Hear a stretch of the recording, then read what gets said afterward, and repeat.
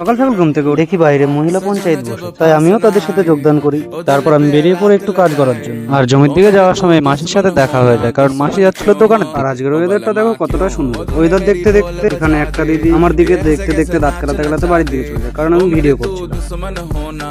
তারপর মাঠে গিয়ে কাজ শেষ করে আবার আমি দাঁত কালাতে কালাতে বাড়ির দিকে চলে যাই। আর বাড়িতে এসে দেখি এই ছোট্ট পরিটি আমাদের বাড়িতে ঘুরতে এসেছে, তাও আবার তার ঠাম্মার সাথে।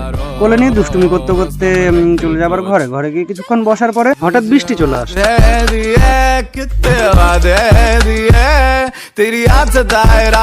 বৃষ্টি বন্ধ হওয়ার পর মা আমাকে ডেকে বল জমিতে একটু তেল দিয়ে আসছে। তারপর আমি তেলের ড্রামটা ঘাড়ে করে নিয়ে চলে আসি মাঠে। জলের সাথে তেলটা মিক্স করে তেলটা আমি ছিটিয়ে দিই মাঠে, আর এভাবে আমার কাজটা শেষ হয়ে যায়।